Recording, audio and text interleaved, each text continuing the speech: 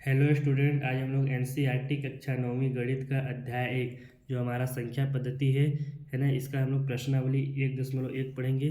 तो इस प्रश्नावली को है ना, पहले हम लोग तो देख लेते हैं कि हमारी जो है वो संख्या रेखा वो क्या होती है। कि पिछली कक्षाओं में आप संख्या रेखा के बारे में पढ़ चुके हैं और आप वहाँ यह भी पढ़ चुके हैं कि विभिन्न प्रकार की संख्याओं को संख्या रेखा पर किस प्रकार निरूपित किया जाता है। हम जानते हैं है ना कि जब भी कोई भी रेखा है ना, उसके बीच का जो हमारा बिंदु होता है वो मूल बिंदु कहलाता है, जिसको हम लोग जीरो से प्रदर्शित करते हैं। और उसकी दाएं तरफ की जितनी भी संख्या है उसको हम लोग धनात्मक लेते हैं, है ना। तो हमारी धनात्मक संख्या होती है जैसे 1 2 3, है ना। इसी तरह से आगे भी बढ़ता जाएगा। और जो उसकी बाएं तरफ की जो संख्या होती है वो हमारी ऋणात्मक संख्या होती है, जैसे -1 -2 -3, है ना। इसके आगे भी ये -4 -5 इस तरह से ही चलता जाता है। अब अगर हम लोग 0 और 1 के बीच में अगर इसको हम लोग 4 भाग में अगर डिवाइड करें तो जो पहला भाग हमारा आएगा वो क्या आएगा 1/4। उसी तरह से अगर हम लोग 0 और 1 के बीच में अगर इसको हम लोग 2 भाग में अगर डिवाइड करें तो जो पहला भाग आएगा हमारा 1/2। इसी तरह से जो दूसरा भाग आएगा वो हमारा क्या आएगा 2/2।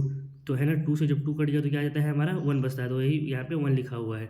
अगर इसी तरह से हम लोग 0 और -1 के बीच में अगर इसको हम लोग 3 पार्ट में अगर डिवाइड करें, 3 भाग में डिवाइड करें तो जो हमारा पहला संख्या क्या आएगा -1/3।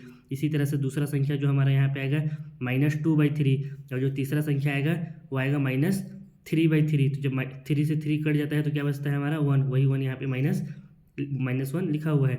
तो इस प्रश्नावली में हमको है ना कि क्या क्या पढ़ना है, किसके बारे में पढ़ना है, तो पहले हम लोग उनके बारे में जान लेते हैं। तो देख लेते हैं पहले हम लोग इस प्रश्नावली में हमको क्या क्या पढ़ना है। जैसा कि आप यहाँ पे देख सकते हैं है ना कि इस प्रश्नावली में हमको जो पढ़ना है प्राकृत संख्या के बारे में पढ़ना है। प्राकृत या प्राकृतिक संख्या क्या होती है। फिर उसके बाद हमको पढ़ना है पूर्ण संख्या के बारे में और पूर्णांक और परिमेय संख्या, है ना। ये तो पहले हम लोग जान लेते हैं कि ये संख्या होती क्या है। तो आइए पहले हम उसको देख लेते हैं।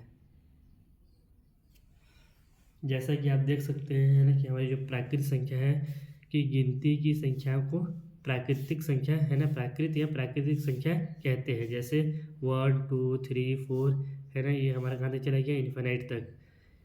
और उसी तरह से जो पूर्ण संख्या क्या होती है कि प्राकृतिक संख्याओं में यदि शून्य को भी शामिल कर लिया जाए तो उसे पूर्ण संख्या कहते हैं। जैसे 0 1 2 3 4 जो हमारी प्राकृतिक संख्या क्या थी वो 1 2 3 4 थी, है ना, जो गिनती की संख्या है। उसमें यदि हम लोग शून्य को भी शामिल कर लेंगे तो क्या हो जाएगी हमारी वो पूर्ण संख्या हो जाएगी। इसी तरह से है ना कि हमारी जो पूर्णांक है कि जब पूर्ण संख्या में ऋणात्मक संख्या भी शामिल कर लिया जाए तो उसे पूर्णांक कहते हैं। जैसे हमारे यहाँ पे पूर्ण संख्या क्या है वो 0 1 2 3 4, है ना, ये हमारी पूर्ण संख्या है। इसमें अगर हम लोग ऋणात्मक संख्या भी शामिल कर लें जैसे -1 -2 -3 -4, है ना, ये हमारी माइनस इन्फिनिट तक जाती है, तो ये क्या हो जाएगी हमारी ये पूर्णांक हो जाएगी, है ना। अब इसी तरह से परिमेय संख्या कि वे संख्या जिन्हें p/q के, है ना, या भिन्न के रूप में लिखा जा सकता है परिमेय संख्या कहलाती है। लेकिन यहाँ पे हमको बस एक चीज़ का ध्यान देना है कि जो हमारा q हो वो 0 नहीं हो, है ना। जैसे एग्जांपल में 1/2 3/4 0/1 -2/4 ये क्या है हमारी ये सब परिमेय संख्या है। लेकिन अगर 1/0 रहेगा तो ये हमारी क्या है परिमेय संख्या नहीं होगी। क्या है कि किसी, है ना, 0 से हम क्या है किसी भी चीज़ संख्या को भाग नहीं दे सकते हैं। लेकिन अगर 0/1 है तो इसका वैल्यू कितना आ जाएगा 0/1 का, है ना, 0 ही आएगा। 0/1 का वैल्यू क्या आएगा 0 आएगा। तो ये क्या है ना, इसके नीचे कुछ नहीं यानी ये 1 है, तो ये सब क्या है हमारी परिमेय संख्या है। लेकिन 1/0 नहीं हो सकता है ना। इसी तरह से 5/0 ये सब हमारी क्या है ये परिमेय संख्या नहीं है, परिमेय संख्या ये नहीं है। तो बस इसमें जो परिमेय संख्या बस यही है कि उसको हम लोग भिन्न के रूप में लिख सकते हैं, लेकिन जो हमारा हर हो वो क्या हो, हमारा हर वो 0 के बराबर नहीं होना चाहिए, ठीक है। अब हम लोग ये देख लेते हैं इस प्रश्नावली में जो हमको पढ़ना है कि, है ना, परिमेय संख्या के बारे में कि किसी भी दो संख्याओं के बीच में हमको किसी भी दो परिमेय संख्या के बीच में हमको अन्य परिमेय संख्या ज्ञात करना है। तो पहले हम देख लेते हैं कि, है ना, ये परिमेय संख्या हम लोग दो परिमेय संख्या के बीच में अन्य परिमेय संख्या कैसे ज्ञात करते हैं। तो पहले उसके बारे में हम थोड़ा देख लेते हैं, फिर हम लोग प्रश्नावली के एक्सरसाइज को मतलब क्वेश्चन आंसर करेंगे। जैसा कि आप यहाँ पे देख सकते हैं, है ना, कि किन्हीं दो परिमेय संख्याओं के बीच में अन्य परिमेय संख्या कैसे ज्ञात करें, है ना। यहाँ पे परिमेय संख्या है, ठीक है, परिमेय संख्याओं के बीच में अन्य परिमेय संख्या कैसे ज्ञात करें। परिमेय संख्या ज्ञात तो, है ना, कई तरीक़े से किया जा सकता है, लेकिन जो मेरे को सबसे आसान और सबसे जो इजी मेथड लगा जो मैं आपको यहाँ पे बता रहा हूँ। बाकी ज़रूरी नहीं है कि जो बुक में दिया है आप उसी मेथड से इसको सॉल्व करें आप, है ना, बस आपका आंसर जो है वो क्या है, सही आना चाहिए। तो जैसे है ना, यहाँ पे जो है सबसे पहला कि परिमेय संख्या ज्ञात करने के लिए दोनों संख्याओं के हर समान होने चाहिए, है ना, कि जो भी दोनों संख्या दी है उनके हर क्या है, समान होने चाहिए। और उसके बाद यदि हर समान है तो जितनी परिमेय संख्या ज्ञात करना है उससे एक ज़्यादा संख्या की दोनों परिमेय संख्याओं के हर व अंश में गुणा करेंगे, है ना। पहले तो हमको देखना है कि जो दोनों दी गई परिमेय संख्या है वो उनके हर क्या है, समान है कि नहीं है। अगर उनके हर समान है तो उनके बीच में हमको जितनी भी परिमेय संख्या ज्ञात करनी है उससे एक ज़्यादा संख्या की हम क्या करेंगे, दोनों संख्याओं के हर व अंश में हम गुणा कर देंगे, है ना। अगर दोनों परिमेय संख्याओं के हर समान नहीं है तो उनके हर हम क्या करेंगे, सबसे पहले समान कर लेंगे, ठीक है। ये बस मैं इसको तो मैंने बस आपको समझाने के लिए लिखा है।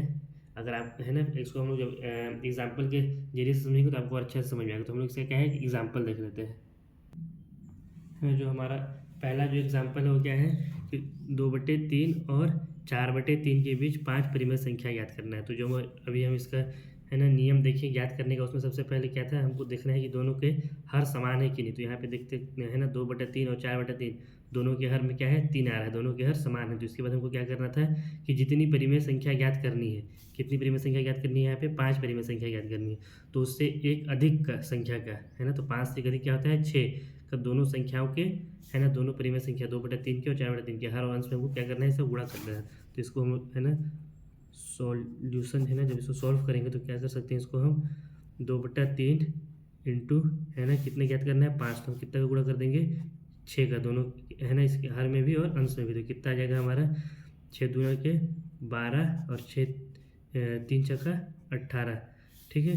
इसी तरह से 4/3 में जब हम लोग 4/3 में जब हम लोग है ना 6 का गुणा करेंगे उसके हर और अंश में, तो कितना हमारा आ जाएगा, 4 छक्का 24 और 3 छक्का 18। अब इसके बीच का हम है ना बहुत सारे परिमेय संख्या आ रही है जिसमें से हमको क्या है, किसी भी 5 को लिख देना है। जैसे 12/18 के बाद क्या आ जाता है हमारा, 13/18, 14/18, 15/18, 16/18 और 17/18। जरूरी नहीं है कि आप यही लिखें, इसके बीच में और भी आ रहा है 18/18, 19/18, आप है ना कोई भी 5 इसमें लिख सकते हैं। तो ये क्या हो गया हमारा आंसर। इसी तरह से हम लोग एक और एग्जांपल देख लेते हैं इसका, है ना। जैसे हम लोग इस एग्जांपल में देख सकते हैं कि 2/5 और 5/6 के बीच में 7 परिमेय संख्या याद करना है। तो हमारा जब परिमेय संख्या याद करना था तो उसका है ना हम क्या देखना है, सबसे पहले कि दोनों संख्या जो दी गई है उनके हर समान है कि नहीं। तो यहाँ पे हम लोग देख सकते हैं 2/5 में हर में कितना आ रहा है, 5, और 5/6 के हर में कितना आ रहा है, 6। तो दोनों के हर क्या है, समान नहीं है। तो हमको क्या करना पड़ेगा, पहले इनके हर को समान करना पड़ेगा, है ना। तो इसको इसके हर को हम लोग कैसे समान कर सकते हैं, अगर इसमें हम लोग ऐसा कर दें, है ना,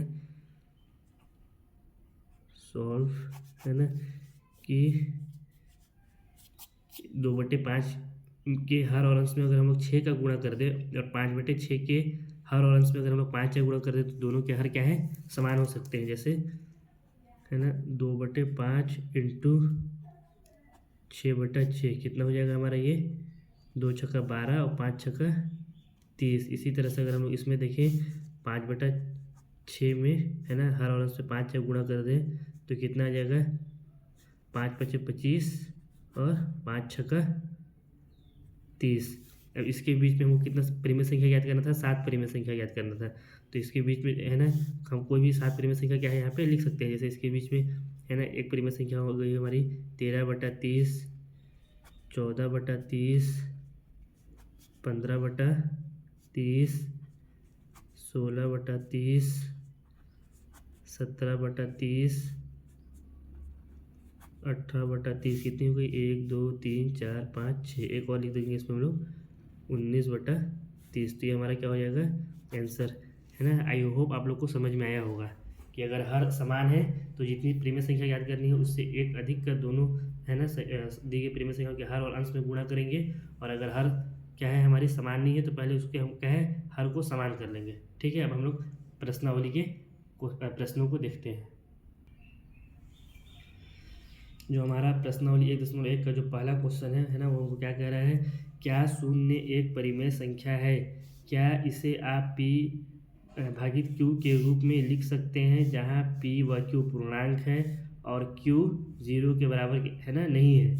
तो इसको क्या है, हम इसको जब अगर हम सॉल्व करें, अगर इसको हम देखें, है ना, तो ज़ीरो है।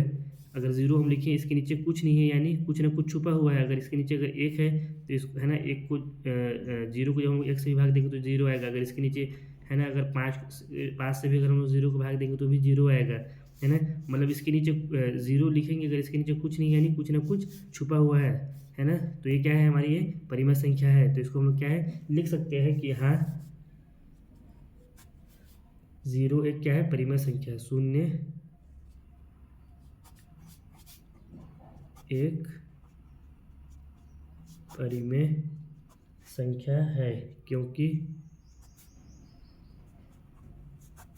हम शून्य को P भागित Q के रूप में लिख सकते हैं।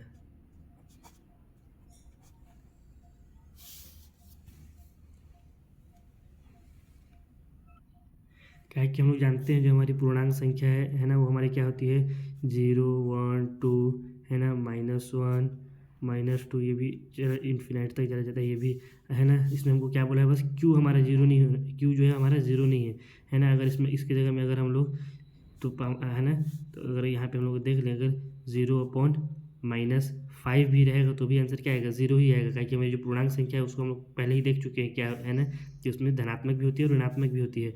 अगर ये 0/3 भी है ना, -3, तो भी ये क्या आ रहा है, ज़ीरो आ रहा है।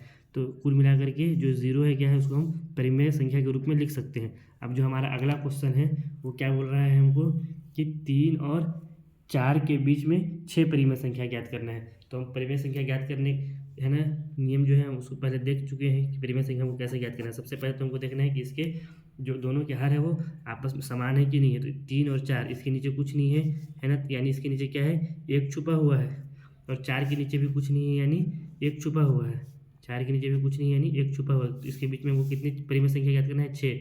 तो हमको क्या करना पड़ेगा, 6 से एक अधिक संख्या यानी 7 का दोनों के हर और अंश में हमको गुणा कर देना है ना। तो इसको हम कैसे कर सकते हैं, 3/1 गुणे 7/7 कितना आ जाएगा हमारा, 3 7 21, और ये हो जाएगा हमारा 7। इसी तरह से जब हम इसको भी लिखेंगे, 4/1 गुणा में, है ना, 7/7 कितना आ जाएगा हमारा, 4 7 28, और ये हमारा हो गया 7। जब इसके बीच में हमको 6 परिमेय संख्या ज्ञात करना है, तो इसके बीच की हम 6 परिमेय संख्या लिख देंगे, जैसे 22/7, 23/7, 24/7, 25/7, 26/7, है ना, 1 2 3 4 5, और एक आ गया हमारा 27/7। तो ये क्या हो जाएगा हमारा आंसर। ठीक है, समझ में आ गया। अगर इसके नीचे कुछ नहीं है, यानी एक छुपा हुआ है और एक छुपा है, यानी दोनों के हर समान है। दोनों के हर जब समान है तो हमको क्या करना है, दी गई परिमेय जितनी परिमेय संख्या याद करनी है उससे एक अधिक संख्या का दोनों के हर और उसमें गुणा कर देंगे। तो ये हमारा क्या गया आंसर। अब इसी तरह से जो हमारा तीसरा क्वेश्चन है ना, वो क्या हमको बोल रहा है कि 3/4 और 4/5 के बीच 5 परिमेय संख्या ज्ञात करें। तो इसमें भी हमको कुछ नहीं करना है, देखना है कि दोनों के हर समान है कि नहीं। यहाँ भी 5 है हर में, यहाँ भी 5 है ना, तो समान है। तो इसके बाद हमको क्या करना है कि जितनी परिमेय संख्या ज्ञात करनी है, कितनी ज्ञात करनी है, 5, तो उससे एक ज़्यादा संख्या का दोनों के हर और अंश में गुणा कर देंगे। तो ये भी बहुत ही क्या है, ईजी क्वेश्चन है कि 3/5 इंटू 5 याद करना था, तो यहाँ 6/6 कितना गया हमारा, 3 छक्का 18, 5 छक्का 30। इसी तरह से 4/5 में भी हम लोग कर देंगे, 6/6 कितना गया, 4 छक्का 24, 5 छक्का 30। इसके बीच की हमको 5 परिमेय संख्या बस लिखनी है, हम लोग लिख देंगे 19/30, 20/30, 21/30, 22/30 और 23/30। ये हमारा क्या हो गया आंसर। तो क्या है ना, बहुत इजी क्वेश्चन है। अब जो हमारा अगला क्वेश्चन है वो हम लोग देख लेते हैं। जो हमारा जो चौथा प्रश्न है वो क्या कहता है कि नीचे दिए गए कथन सत्य हैं या असत्य, कारण के साथ अपने उत्तर दीजिए। जो पहला हमको दिया है, क्या बोला है, प्रत्येक प्राकृत संख्या एक पूर्ण संख्या होती है। तो हम लोग इसके बारे में पढ़ लिए हैं कि प्राकृत संख्या क्या होती है और पूर्ण संख्या क्या होती है। तो हम जानते हैं कि जो हमारी, है ना, इसको हम जब सॉल्व है ना कि हम जानते हैं हमारी जो प्राकृत संख्या है, प्राकृत संख्या वो क्या होती है 1 2 3 है ना, ये क्या है हमारी प्राकृत संख्या। और पूर्ण संख्या के बारे में भी हम जानते हैं कि जो पूर्ण संख्या है हमारी वो क्या होती है 0 1 2 3, ये क्या हो गई हमारी पूर्ण संख्या है ना। तो यहाँ पे हम लोग देख सकते हैं कि जितनी भी प्राकृतिक संख्या है 1 2 3 वो क्या है पूर्ण संख्या में आ रही है। तो ये कथन हमारा क्या हो जाएगा सत्य। सत्य क्यों होगा सत्य, क्योंकि पूर्ण संख्या में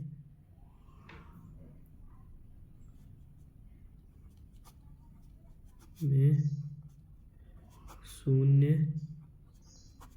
और सभी प्राकृत संख्या होती है, ठीक है। और जो हमारे पास जो दूसरा हमको जो बोला है ना वो क्या बोला है, जो दूसरा हमको जो बोला है वो बोला है कि प्रत्येक पूर्णांक एक पूर्ण संख्या होती है।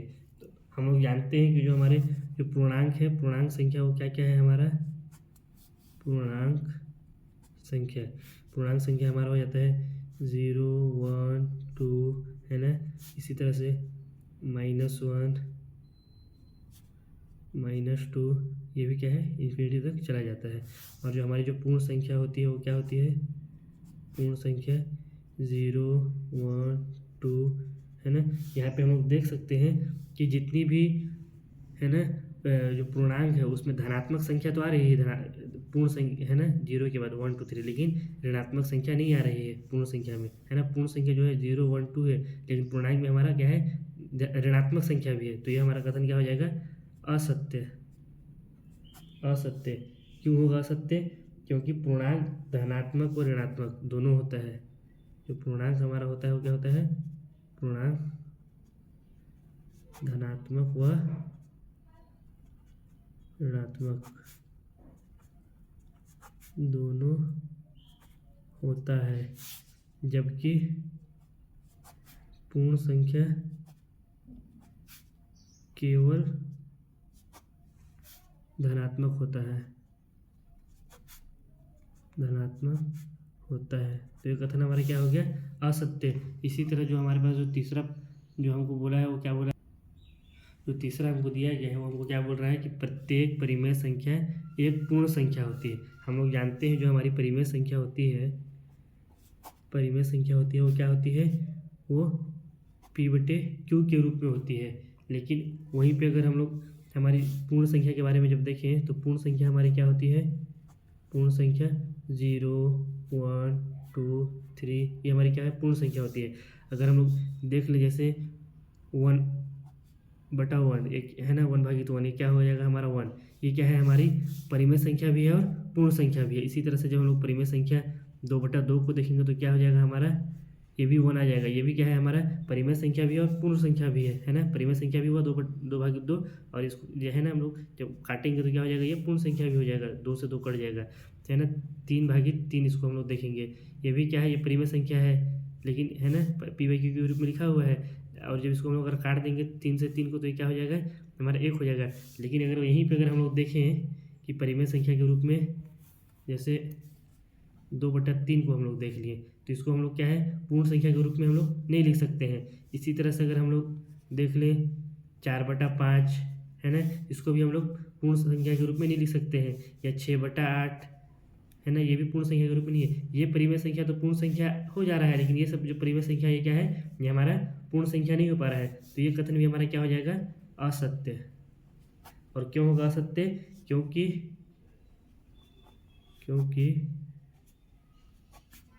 कुछ परिमेय संख्या जो है हमारी परिमेय संख्या पूर्ण संख्या नहीं हो रही है ना, या नहीं होती है। तो यही पे हमारा जो प्रश्नावली 1.1 है वो क्या होता है समाप्त होता है। आई होप आप लोगों को क्या है ये समझ में आया होगा। ठीक है, अब हम लोग अगले प्रश्नावली में मिलेंगे।